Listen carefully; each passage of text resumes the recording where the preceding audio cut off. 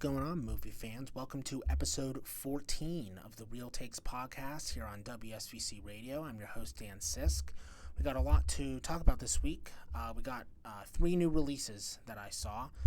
We got Novocaine, we have Black Bag, and we have Borderline. All three of those are new movies. Two of those are in theaters right now, and one of them was a direct-to-video on demand release. So let's just get started. We have a lot to talk about.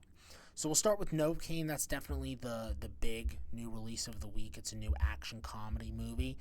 The directors are men by the name of Dan Burke and Robert Olson, two guys who I've never heard of before, and upon looking at their filmography, no one has seen any of the movies that they've made, so I really don't have an opinion on them.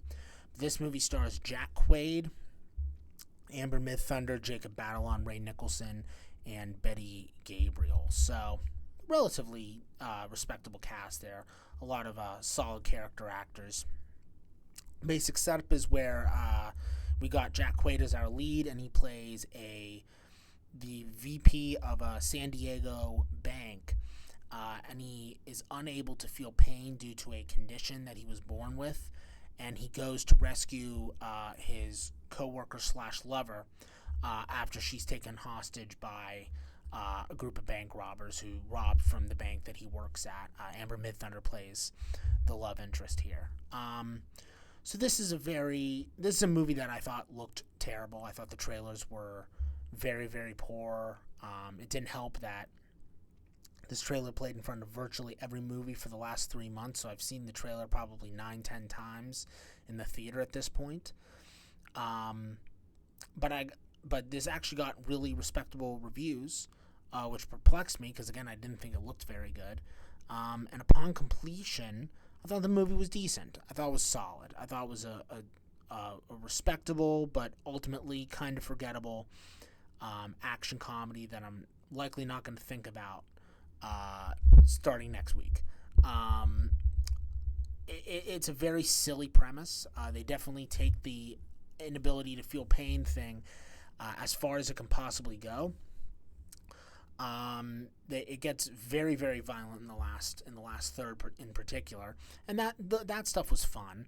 But overall, the movie just doesn't really have that oomph, that extra oomph, that spark that will make it stand out from other action comedies that you guys have seen before. I think Jack Quaid does a pretty good job.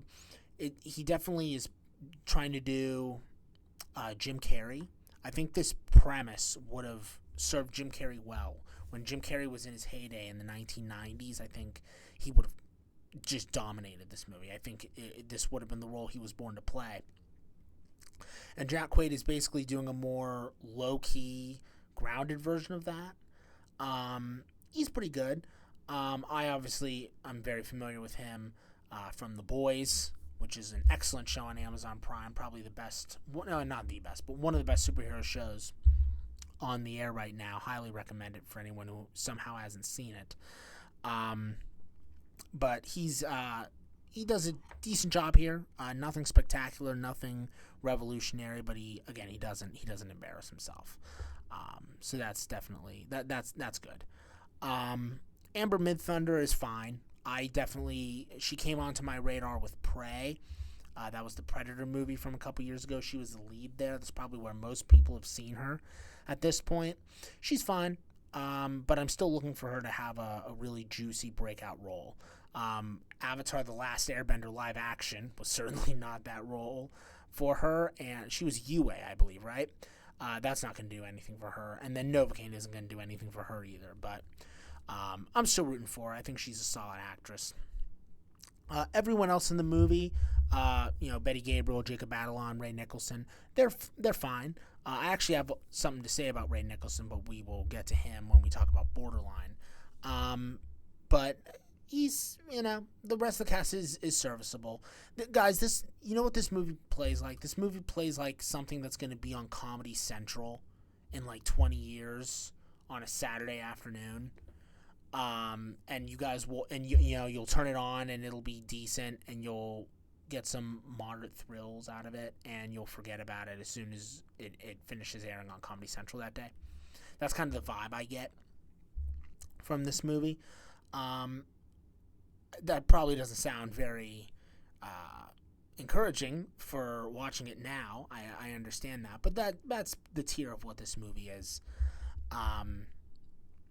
You do not need to see it in theaters. This is absolutely not necessary to watch in the theater. It actually flopped over the weekend. Didn't even open with $10 million, even though it was projected to, and I'm not surprised. Jack Quaid isn't a movie star. This movie does not go very far. The trailer shows almost all of the big moments of violence. There's just not a ton. There's not a ton here, and it's pretty forgettable. So, Novocaine exists. I don't even know if it's worth streaming, to be honest with you. It's very, very bland and very forgettable. But it's fun for what it is. I wasn't miserable watching it. The cast was charismatic here and there, and there was a solid twist halfway through that I didn't see coming.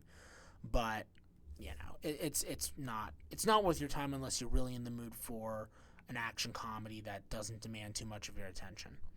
So that's really all I have to say about all I have to say about Novocaine. I know that's not a lot, but that's what I'm working with here. Okay, now let's move on to a movie that is excellent. So next we got Black Bag. Guys, this is the best movie of the year to date. It is excellent. Excellent. I had such a good time watching this. This is the new effort from Steven Soderbergh, who I was just talking about earlier this year. A few episodes ago, he directed Presence, that horror movie about, that was told from the perspective of the ghost. And Soderbergh did an excellent job there, and Soderbergh did an incredible job here. This is one of his best movies in years. This actually, oddly enough, has the same writer as Presence, David Koepp, who has a very prestigious career in Hollywood. The Jurassic Park movies, at least the first few, War of the Worlds, Mission Impossible, Spider-Man, I know he did. I'm pretty sure he did Carlito's Way as well, if I remember correctly. Very respectable career. This movie has an all-star cast. We've got Cate Blanchett, Michael Fassbender, Marissa Abela, Pierce Brosnan, Tom Burke, Naomi Harris, and Regé-Jean Page. So the basic setup here is that Michael Fassbender has been hired by his boss to investigate a leak of a top-secret reconnaissance program that MI6 is using. And he has to investigate 5 suspects, one of them being his wife, and the other 4 being the younger members of the cast I mentioned earlier. That would be Abela, Burke, Harris, and Page.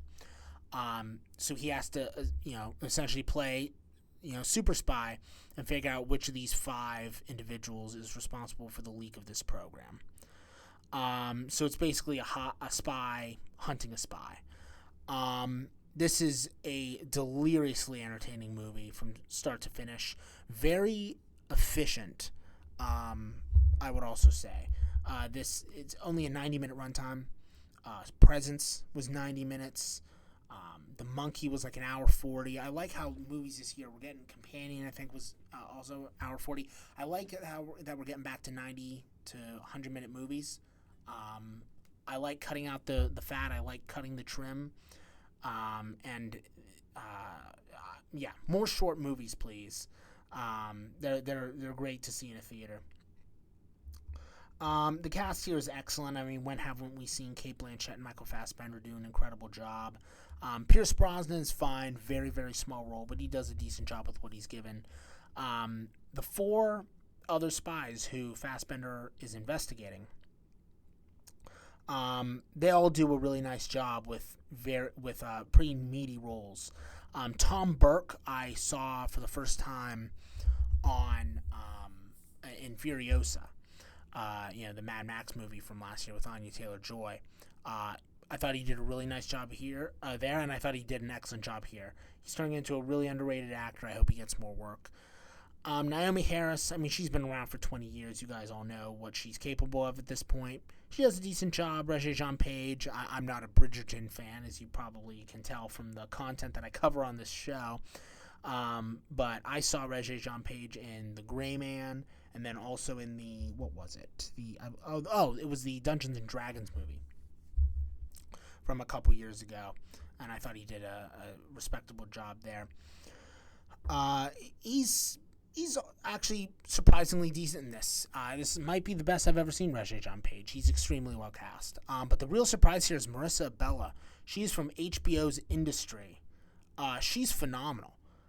She has a scene, one of the best scenes in the movie is in the third act where they're doing a polygraph on each of the potential spies. And Abela steals that scene. She does such a good job with that. I'm very excited for to see more from her because she really impressed me here. And fun fact, that show is also the birthing spot of David Johnson, who just impressed us all with Alien Romulus last year. You know, he was the android in that movie, Andy. So, Industry, that cast is really getting a lot of work, and they're doing a lot of making a lot of waves in Hollywood, let's say. But guys, this is just a straightforward, back to basics, slick spy thriller that is very, very British. I'm amazed that Steven Soderbergh even made this movie. It's so British in its DNA, but he's as American as it comes. But Soderbergh clearly did his research. He knows what he's doing, and he is able to replicate some of the best British crime thrillers of the last several years. Meticulously written, very smart screenplay. I will say this is a movie that relies on dialogue. If you don't like dialogue movies, this is not for you. This is not a spy movie like James Bond or Mission Impossible, where there's a lot of action to satisfy the eyes. There's a lot of this is a dialogue movie. This is a lot of conversations in rooms. I found it deliriously entertaining, but I like movies like that, so fair warning there. But overall, if you like slick thrillers for adults, movies that really don't try to hold your hand and respect the audience, I cannot recommend this movie highly enough. It is currently my favorite movie of the year, unseating the Gorge. I cannot wait to see what Soderbergh does next. He's currently filming his next movie, as a matter of fact, so that should be coming out next year. Steven Soderbergh, still on the top of his game. If anyone hasn't seen Out of Sight, please do. It is so good. I guess the last thing I'll say here is it is tragic that this movie is failing in theaters. This was made for $50 million, which is a little absurd. But the cast is so good that they had to spend probably the bulk of that on the cast. But this is going to need like $150 million or so just to break even in theaters, and it opened with $6 million over the weekend. Just a true shame. This deserves to find an audience, and I hope that word of mouth is strong because this deserves it. This is an excellent movie. Okay, guys, so last movie that we're going to talk about, we have a new direct-to-video comedy, dark comedy thriller. It was marketed as a horror movie. I don't think it's a horror movie. It's a thriller called Borderline. This is written and directed by Jimmy Warden, who is making his directorial debut here, but he wrote Cocaine Bear, that horror comedy that Elizabeth Banks made with Ray Liotta and Alden Ehrenreich. I never saw Cocaine Bear, but I had friends tell me, some friends told me that it was awful, and some friends told me that it was really, really dumb fun. So, make of that as you will. This stars Samara Weaving, Ray Nicholson, and Eric Dane. Overall, this movie I felt was a huge missed opportunity. So the basic setup is that Samara Weaving is playing a pop star, and her home is invaded by Ray Nicholson, who is an obsessive fan. It's basically playing into obsessive fan culture. And Ray Nicholson, like I said, invades her home, and he believes that they are meant for each other and that they should be getting married. So he tries to manipulate the situation in order to formally marry her. This movie is, again, huge missed opportunity. Um, I What's frustrating about Borderline is that I can see a great movie here, um, but the great movie never materializes for a myriad of reasons. I think a large portion of that is Warden's experience. He's clearly not a director and doesn't really know how to direct. Uh, uh, from the pacing to specific choices that the actors made, he's just not a director. Um, so that was really unfortunate. And the script has some really interesting themes that it's exploring, but I felt that none of them really came together in a way that was complete or fulfilling in any way. So I found this to be a pretty big missed opportunity overall. The cast is the best part. Samara Weaving, I've been a fan of hers since Ready or Not. I think most people, that was the movie where they discovered her for the first time, and she was great. Yeah, very, very excited for her to level up. I hope she gets some big role moving forward. She tried to do the G.I. Joe movie Snake Eyes, and that didn't work out. But I hope that she is given another opportunity in a big movie because she deserves it. She's very, very talented. But the standout here is Ray Nicholson. Like I said in Novocaine, I'll kind of sum up all of my Ray Nicholson thoughts here. For those of you who don't know, he is the son of Jack Nicholson, who is not only one of the best character actors of all time, but one of the best actors of all time. So, a lot of high expectations, let's say, for Ray Nicholson. I can't even imagine what it's like having to walk around with that last name and the thought of having to live up to his legacy. I mean, that's brutal. That's really, really hard. I thought in Novocaine he was pretty good. He made a thankless villain role relatively compelling. Let's put it this way, he made it as compelling as it could be, given how underwritten the role was. Novocaine is a better movie than Borderline is, but I thought Nicholson's performance in Borderline was much, much, much, much better. He's the right amount of quirky. He has the comedic timing. He has the screen presence. He's relatively intimidating, even though he doesn't really have a stocky build. I liked him a lot. I think that if he plays his cards right, and if he chooses the right projects, he could be a really respectable character actor. He's never going to be his father. His father was a character actor who was also a movie star and a lead. That is remarkably difficult to do. Ray Nicholson simply does not have the acting ability to be his father. But if he plays his cards right, I could see this guy having a really respectable career as a character actor, kind of doing a lot of these dark comedies. I'm thinking Alden Ehrenreich would be a really solid career path for him. And Alden Ehrenreich was actually having a really respectable career until the Han Solo movie killed him. But Ray Nicholson, that was an instance of not picking your projects right. Ehrenreich should have never agreed to star in Solo. But if Ray Nicholson plays his cards right, I see a really decent future for him. I'm excited to see where he goes. The movie has some decent twists here and there. Nothing that's really, overly impressive. It's all right. It has a couple decent moments of violence. Again, it's not unwatchable, but man, was it a huge missed opportunity. I see a reality where this movie could have been incredible, and instead what we got is probably the second most disappointing movie of the year, behind Wolfman. Because the trailer for Borderline I thought was really, really solid, and this just did not live up to that potential. So really unfortunate, but it is what it is. So that is it, guys, for this episode of the Real Takes podcast. Thank you so much for listening to my thoughts on Novocaine, Black Bag, and Borderline. Please be back next week.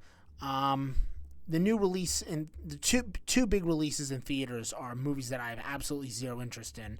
Snow White which, oh my god, I cannot wait to see the box office numbers on that. That's going to be so awful. And then Alto Nights, that's the new Barry Levinson crime drama with Robert De Niro, and the early buzz that I've heard, reviews aren't out yet, but I've heard some reports from test screenings that say it's apparently very bad. So I won't be seeing those. However, there's another movie that is getting released in theaters called Ash. It's a new sci-fi horror flick starring Isaac Gonzalez and Aaron Paul that got really solid buzz out of South by Southwest this year. So I will be going to see that, and I will be giving you a review on Ash. However, the big attraction for next week, Thursday, is the season finale of Severance Season 2. I have been dying to talk to you guys about Severance. It is one of the best shows on TV. I've been waiting for the whole season to air so that I can talk about it in one fell swoop, but the season finale is airing on Thursday, and as you guys know, I wait for the season to come out in its entirety before I review it. So I will be providing a review of Severance Season 2 next week as well, and that'll be the bulk of the episode because there's so much to talk about. I'm probably going to have to do a spoiler-free section and a spoiler section because I don't know how I'm going to be able to talk about Severance without spoilers. That feels impossible to me. I just cannot wait to talk to you about Severance. It's so good. If you haven't seen Severance, it's on Apple TV Plus. Please, for the love of God, watch it. It is incredible. So yeah, next week, Ash and Severance Season 2, please be here. Until then, again, this has been the Real Takes Podcast here on WSVC Radio. I'm your host, Dan Sisk, and we'll see you next week.